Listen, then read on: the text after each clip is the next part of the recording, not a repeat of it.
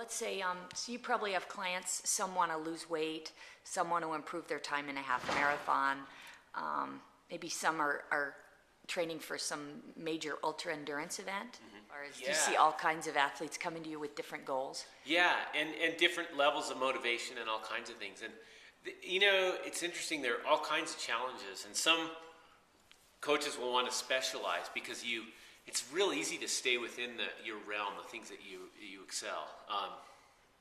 Like some guys are really good fat loss coaches. And fat loss, it doesn't take much. You got to get them moving, and you got to get them to stop eating. And those are your two big things for fat loss. But you have somebody that's got 5 more pounds to lose, and they're training all the time, and they eat pretty well. That's when it gets really challenging. And so a lot of guys are hands off with those athletes. Also, when you have an elite level or competitive level pro athlete, and they're trying to improve their performance at their event that they've been doing for years and years, it gets to be really, really challenging. And there's a lot of gravity to messing with somebody's training program when it's what they do for a living. Yeah, you're my coach, as full disclosure here. Yeah. But it seems like, correct me if I'm wrong, but it seems to me like you like the science behind it. Like you always explain, what the benefit, what the rationale is behind every little exercise. And is that part of the intrigue for you too, to break it down into the I do like that. I like the reasoning behind what we do, because if you're doing something just because I said so, it's not a legitimate reason. And it's easy to do that, but that's usually an insecurity. If you say, well, it's just, this is what I've always done, or this is my experience, all that kind of thing. Right. It's a load of crap. You've got to be able to back that up with legitimate sources. For example, this guy Jared that lost all the weight with Subway, he's one guy in America that ate at Subway and lost weight. And the rest of everybody got fat, right?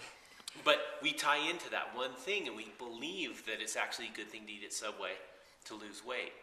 What I want to look at is how many people actually go to Subway and get skinnier after eating there regularly, because you're not the uncommon one. You're not the guy that's going to lose it. Yeah, you're not the exception. It's like the lottery mentality. You're not going to be able to do it. And so we have to always look at what's going to happen to 99% of the people and assume that that's going to be your result too. And that's why we have to look at the science behind every single thing we do. A lot of people come in and they say, I want to work out. And they want to be able to come into the gym and get stronger and use the weights to attain a result. But there's another layer to that. And the workout, to use an analogy, the workout is an ingredient in the recipe. So the workout is only one part of a training program. And so the training program is usually designed on at least a week scale, but it's usually 4 to 6 weeks at a time, focusing on a particular attribute that we're trying to develop. Whether it's strength or flexibility or endurance, we try to focus the athlete on one of those things. We have a lot of people that come in, they're like, oh, I want to run a marathon and get stronger and get skinny. But it's like the saying goes, if you're chasing 2 rabbits, you'll catch neither one. That's a good one.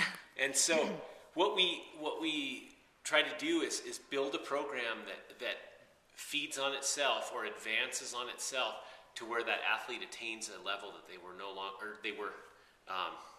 not able to attain before. Okay.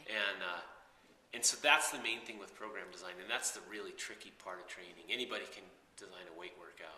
Can you give me an example of a program design? Sure. Even just like the real basics of use an example of some kind. Yeah, for example, you want to say you're trying to run a 5-mile race. The first couple of weeks of your training program should just be getting your legs ready to run. And so, you're going to do some short runs, you're going to do some leg strengthening work and things like that. Beyond that, if I just kept you doing that exact same thing, we would never adapt our body to being able to do 5 miles.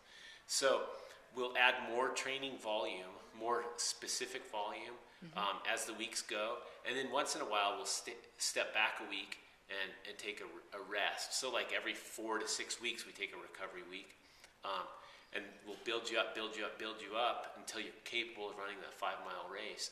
And then once you're capable of doing that, we try to make that happen right before your event. And then once you've attained that level, we can then make you faster. And but it has to do with cycling your different kinds of workouts and things like that. And there's a lot of different methods of it, and some that work better than others. But we try to be as good at it as possible. You have how many other trainers? There's you and Ellen? Yeah, Jago Reed, Sophie Mosman, Lee Brown. Okay. And like how many programs do you think you guys write combined in a year if you had to just guess? Well, like for a typical athlete, like for you, we're usually in 4 or 6 week blocks. Mm-hmm. So I'll write 10 of them a year for you. And so maybe 600, 700. Oh, that's impressive. Yeah, and quite a body of work. Yeah, but you can use some commonality. A lot of athletes, like our fat loss athletes, they'll have some really common things that go through those, and so we can use templates and things like that to some degree.